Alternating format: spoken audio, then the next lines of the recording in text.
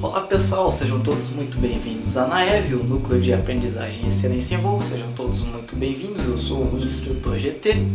Hoje estamos aqui com a nossa aula 06 de Meteorologia. Galera, a meteorologia está avançando, isso aí.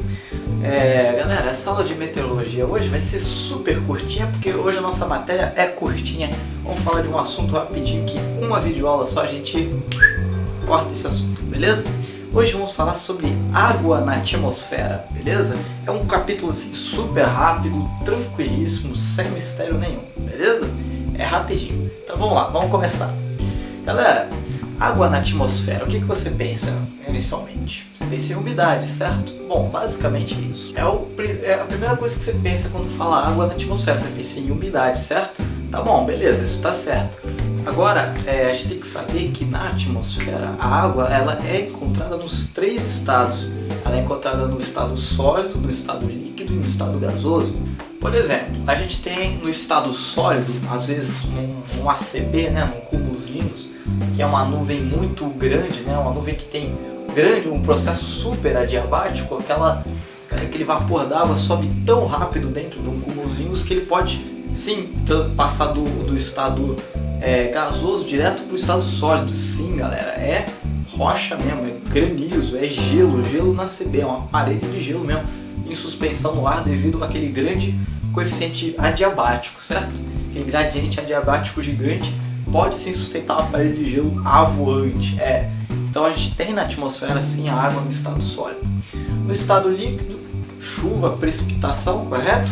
Quando começa a chover, né, vê aquelas gotinhas de chuva, cai aquela gotinha na mão, você vê que é uma gota d'água, certo? Então, e essa água estava na atmosfera, ela veio para o chão através, né, do núcleo higroscópio, que aumentou, através aí teve a teoria da coalescência, que eu vou explicar daqui a pouco, e essa água veio a se precipitar porque ela ficou mais pesada que o ar, então ela veio a se precipitar, mas a água também está presente no estado líquido na atmosfera. E por fim, e principalmente, no estado gasoso, porque a gente sabe que a atmosfera, porque galera, a gente sabe que a atmosfera é o que? Tipo, tem aqui a Terra, a atmosfera ela é uma camada que envolve, nossa, ficou parecendo um ovo, né? Enfim, a gente sabe que a atmosfera ela é uma camada gasosa, certo? A atmosfera é uma camada gasosa que envolve a Terra, certo?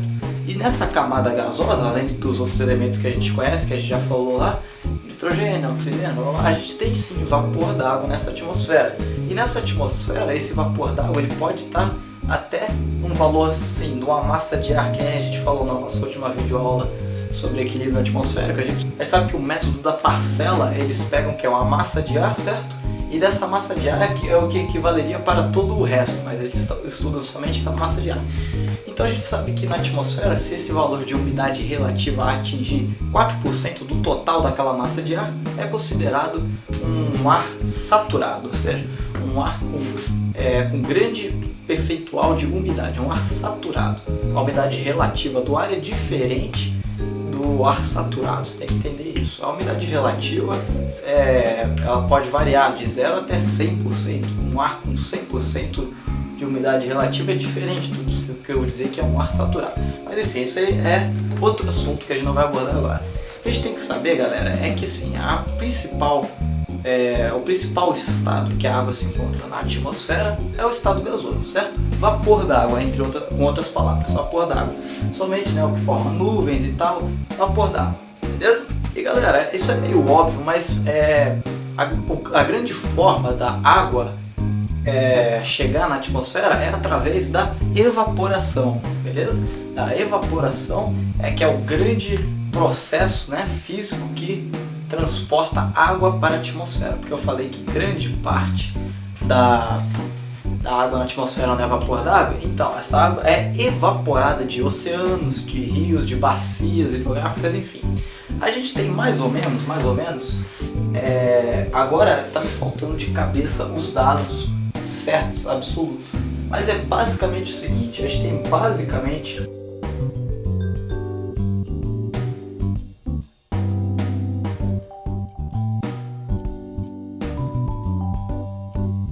a grande parte de água no planeta Terra, que chama planeta Terra, mas na verdade tem mais água do que terra, né? encontra-se aonde? Encontra-se nos oceanos. Isso é importante saber, onde tem mais água no planeta Terra. Inclusive isso pode até cair numa questão na ANAC. Onde se encontra a maior quantidade de água no planeta Terra? Oceanos, beleza? Aí galera, é importante a gente saber uma coisa: ciclo hidrológico. E o que é esse ciclo hidrológico? É uma coisa muito simples, galera. A gente tem que pensar o que? É o ciclo da água. Como é que funciona o ciclo da água na atmosfera? Como ela vem para o planeta, para a Terra e volta. É uma coisa muito simples, galera. É só você pensar o seguinte: nós temos o oceano, certo? Aí temos aqui o nosso querido amigo, nossa fonte, maior fonte de energia conhecida aqui perto da gente, que é o Sol, certo? Que é uma grande, gigantesca fonte de energia, que é o Sol, que fica nos bombardeando diariamente com o quê? Com raios, né? Raios solares, ultravioletas, raios luminosos, enfim, vários tipos de raios. Inclusive eles são responsáveis pelo quê? Pela evaporação da água, certo? Esse Sol aquece essa água, que ela vai evaporar, essa água aqui vai evaporar, certo? Essa água aqui vai evaporar, aqui ó, água evaporando. Ou seja, do estado aqui ó, do estado líquido, certo? Líquido, foi aqui pro estado gasoso, tá vendo? Gasoso. Através de quem? Através da evaporação. A água foi do estado líquido para o estado gasoso através da evaporação, certo? Aí beleza, essa água aqui em forma de vapor vai ser transportada pela ação do vento, do vento. E como é que chama transporte de calor no sentido horizontal? Chama-se advecção. Lembra-se que no sentido vertical é convecção, lembra que a gente calculou aqui? A gente calculou na última aula o INCC, né?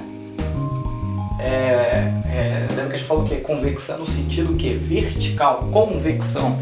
Agora, advecção é no sentido horizontal, transporte de calor no sentido horizontal. A gente também aprendeu isso nos métodos de propagação de calor, na nossa videoaula de meteorologia, beleza? E aí beleza, aí a gente tem o que? O seguinte, depois da advecção a gente tem a condensação aqui, ó. Essa umidade, depois que ela subiu, é transportada pelos ventos, vai encontrar aqui uma área de baixa pressão. Esse vapor da água vai subir, vai se condensar. Aqui, ó, o que aconteceu aqui, ó? Houve uma... Aqui, ó. Condensação, tá vendo? O que essa condensação aqui vai resultar? Vai resultar nisso aqui, ó. Chuva, tá vendo? Vai chover. Isso aqui vai gerar uma precipitação.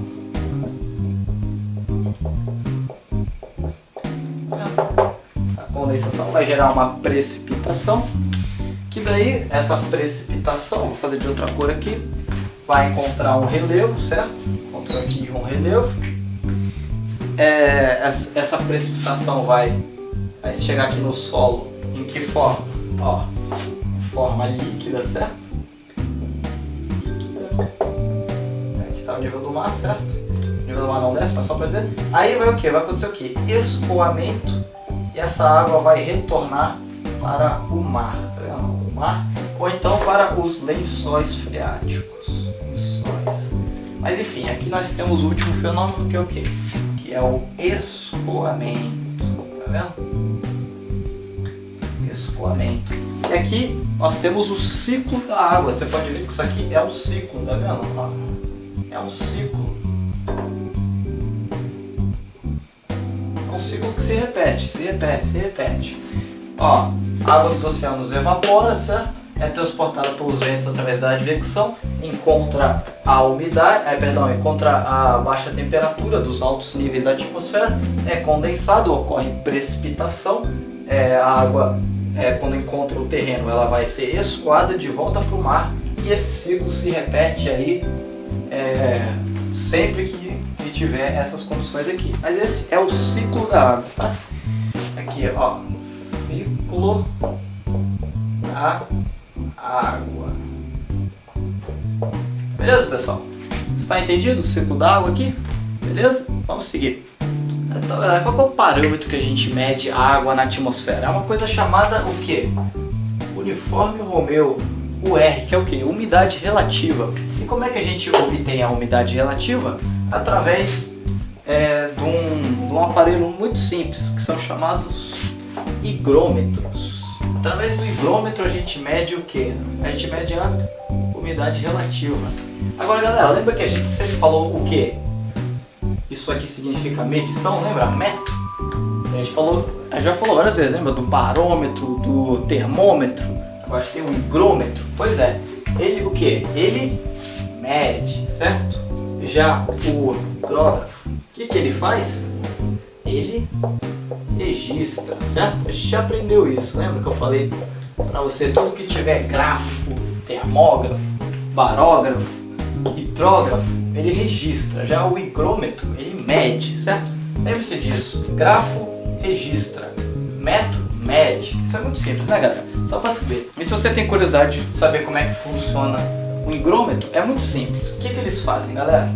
Eles pegam um pano, assim, eles pegam um higrômetro básico, eles pegam um pano, certo? E molham esse pano. Eles pegam aqui o hidrógrafo e molham esse pano, certo? Deixa ele todo molhado. Inclusive é um teste que você pode fazer na sua casa para testar. Depois eles penduram esse pano aí por um fio assim, certo? E esperam. Aí devido à umidade da atmosfera, eles veem quanto tempo vai demorar aqui para toda essa água evaporar. Por exemplo, se a atmosfera tiver com a umidade relativa muito grande, significa o quê? Significa que toda a atmosfera está cheia d'água, ela está cheia de vapor d'água aqui, ó. Está cheia de água, certo? Então, a atmosfera, ela não precisa de mais água, porque ela já está inundada com água, certo? Já tem muita água na atmosfera. Então, esse pano molhado, ele vai demorar, ele vai ficar lá, vai ficar, ó, molhado muito tempo, ele vai ficar molhado. Isso é a mesma coisa que o pessoal reclama, que o calor úmido é muito pior do que o calor seco, certo? Por quê? Porque quando está naquele calor 40 graus e a umidade está em 100%, é uma sensação horrorosa. Por quê? Porque a atmosfera está cheia de água, certo? A gente sabe que a água demora, ela tem mais dificuldade para trocar calor, né, certo? Então você está com aquela água toda em volta de você, praticamente você está isolado do ambiente, certo? Você quer trocar calor com o ambiente, certo? Você está muito quente, você está com 40 graus na tua cabeça, você está muito quente. Você quer trocar esse calor com o ambiente, você não consegue. Por quê? Primeiro que a água está quase que te isolando, né? O calor específico dela é muito alto, ela tem dificuldade, né, de trocar calor com o ambiente. Então, primeira coisa, você está isolado termicamente quase com essa água. Segundo, como a atmosfera está cheia, ela está inundada de água, a umidade relativa está muito alta, o que acontece? Então quer dizer que a atmosfera está cheia d'água. Você começa a suar a água aqui do teu corpo, o que acontece? A atmosfera, quando você sua, ela absorve essa água, certo? Só que quando a atmosfera está toda inundada, ela não quer mais água. Ela fala assim, não, cara, chega, eu já estou com muita água aqui, eu estou com 100% de umidade relativa, eu não quero essa água que está saindo do teu corpo. Então o que acontece? Você fica todo suado, todo melado e o suor não evapora. É uma sensação horrorosa, você fica todo molhado assim, o suor escorrendo pela cara, pelo pescoço aqui assim, e não passa esse calor, não passa, tu fica todo melado assim, é horroroso. Agora, quando tá aquele calor com a umidade relativa lá embaixo, 40%, a atmosfera tá precisando de água, a atmosfera tá sem água nenhuma. Aí você sua um pouquinho a atmosfera, opa, água, pega, puxa a água do teu corpo aqui e foi embora, secou, aí você fica, tá bom, tu dá aquela suada, mas a atmosfera absorve aquela água, né? Então é basicamente isso o funcionamento do higrômetro. O higrômetro básico é um exemplo disso aqui, um higrômetro básico, né? Dependendo aqui da quantidade de água disponível na atmosfera, ele vai ver, por exemplo, esse pano molhado aqui que a gente deixa lá pendurado, ele vai, se a atmosfera estiver inundada de água, ele vai ficar molhado um tempão lá, ele vai ficar um tempão molhado. Agora, se a atmosfera não tiver muito molhada, né, a atmosfera estiver seca, aí a atmosfera vê aqui, opa, tem água aqui, o que ela faz? Puxa rapidinho a água dali, puxa rapidinho, quando você olha, Dá 2 minutinhos, 1 minuto, o pano já está totalmente seco. Então você sabe que a umidade relativa está lá embaixo. Esse é um jeito, é um higrômetro, é um jeito de você medir a umidade da atmosfera, beleza? Existe também um outro tipo de higrômetro que é muito simples, galera, é uma coisa muito simples mesmo. Eles pegam também um pano, enche de água, sabe, deixa encharcado esse pano, certo? E deixam ele em cima de uma balança, assim, tá bom? Aí esse pano molhado, ele tem o que? Ele tem o peso do pano, certo? Mais o peso da água. Então eles têm lá, vamos dizer, só de exemplo, tá? 100 gramas. É o peso desse pano molhado. Depois eles deixam do lado uma outra balancinha assim, com outro pano, só que um pano seco. Só que detalhe, o que vai molhar esse pano? O que vai aumentar o peso desse pano aqui? A umidade da atmosfera, certo? A umidade vai molhar esse pano aqui. Eles põem, obviamente, que é um tecido aí que absorve água assim, uma facilidade enorme, certo? Mas ele vai absorver uma quantidade X de água na atmosfera. Aí, dependendo disso, vai dar um peso menorzinho, que se a atmosfera estivesse totalmente saturada, ia dar o mesmo peso do pano encharcado, que isso aqui é um padrão, eles deixam o pano totalmente encharcado. Aí, mas aqui, como a atmosfera não está encharcada, eles têm um peso lá, põe e fica 75 gramas, certo? Aí, porque esse pano está absorvendo uma quantidade X de água que tem na atmosfera, certo? Então vai aumentar um pouquinho o peso do pano. Eles sabem o peso do pano, certo? E comparam com o peso do pano molhado. Com isso, com o valor que mede ali na balancinha deles, eles jogam essas informações numa tabela. A tabela tem bonitinha, ó. Com esse peso aí a umidade é tal, com esse peso aqui a umidade é tal. E assim é um jeito de você determinar a umidade relativa do ar naquele momento, naquele higrômetro, beleza? Tranquilo, né, pessoal? Galera, para a água se condensar, precisa de acontecer duas coisas. Principalmente é o que? Existe uma coisa que chama núcleos higroscópicos. Você já notou, galera, quando você tá, por exemplo, você molha o braço assim, quando você faz assim, a água ela não vem escorrendo aqui, mas sempre colada no seu braço, ela não está aqui sem ela vamos cair, não, ela vem o que? Pendurada no seu braço, ela vem percorrendo todo o seu braço. Se fizer assim, ela vai vir daqui, vai percorrer tudo. Significa o quê? O que eu quero dizer com isso? Que significa que a água, ela se prende muito bem a vários núcleos higroscópicos, que são o quê? Poeira, ou então sais, são o quê? São núcleos que a água se prende e forma uma gotícula d'água. A água sozinha, assim, ela não gruda com outras partículas, até se gruda, mas é difícil, sabe? Ela não tem uma junção perfeita. Agora, se tu joga lá um sal, ou então uma areia na água assim, a água já segura, ela fica presa nesses núcleos, que são chamados núcleos higroscópicos. Eles são responsáveis por vários tipos de fenômenos meteorológicos, né, envolvendo água. Por exemplo, aqui no Rio de Janeiro a gente tem vários fenômenos, por exemplo, a maresia. O que é a maresia? Galera, é muito simples. O pessoal que tem computador aqui na beira da praia, tem um quiosque que tem lá um computadorzinho, ou então o cara que mora na beira da praia ali, os bacanas que moram na beira da praia tem um computador, você vê que 3 semanas depois o computador já está tudo enferrujado. Por quê? Porque o mar, durante o dia, com o aquecimento, o solzinho jogando muita energia no nosso mar, ali o que acontece? Aquele mar evapora, certo? Aquela água evapora, certo? Só que a gente sabe que aquele mar é salgado, certo? Não é água salgada, se tu beber lá você vai ver água salgada, não sei o que e tal. Tem muito sal, né? Naquele oceano. Então o que acontece, galera? O que acontece? Esse sal, como existe uma grande massa de ar sendo evaporada, existe aquela grande convecção, acaba que um pouco desse sal do oceano levanta junto com aquela massa de vapor d'água. Aí geralmente ocorre o quê? De manhã, certo? Quando você está assim de manhãzinha, por quê? Porque tem o fenômeno de brisa, certo? De manhã aquece mais o continente fica mais aquecido, a pressão fica mais baixa em cima do continente, o mar, como ele tem mais resistência a receber calor, né? A água tem um calor específico alto, ela fica o quê? Com mais pressão. Quando a gente aquece o continente, ele fica com uma pressão mais baixa, então tem a brisa marinha, certo?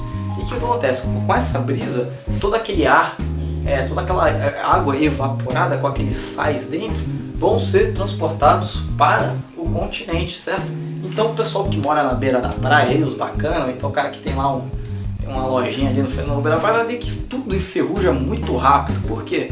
Porque além da água, vem esse sal do mar, essa maresia, é o quê? É quando a água do mar evapora, ela levanta também os sais, não só o vapor d'água, sobe também o que? Os sais, eles são transportados devido àquela grande força convectiva.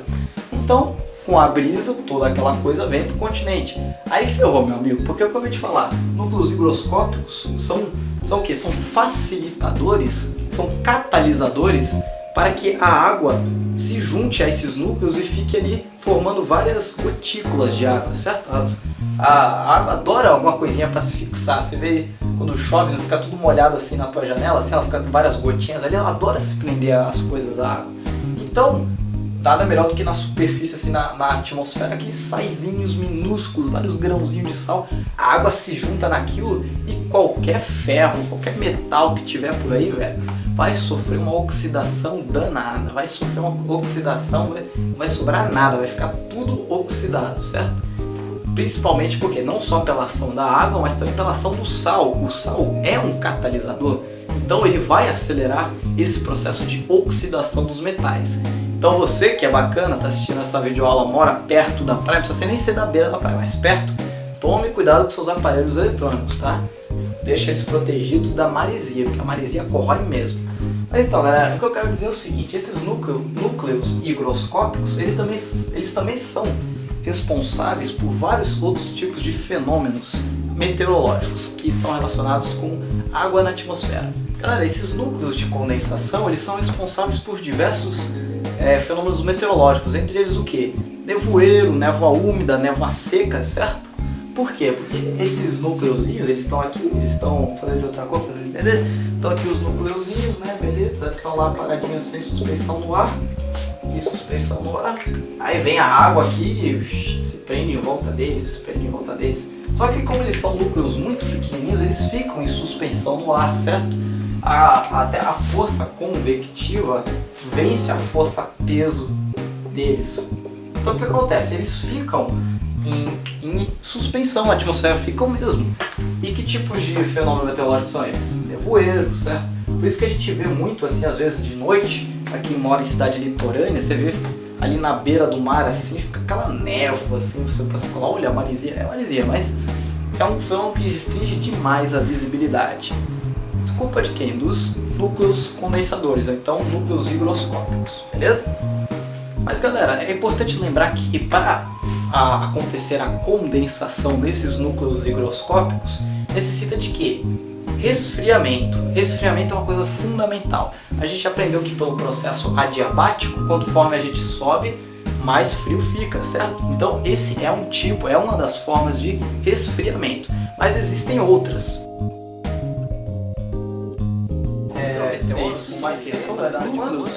A maior elevação da suspensão justamente o que eu quero demonstrar por isso? Isso aqui é o chamado efeito Foa. Por quê? Veja só, a gente teve um ar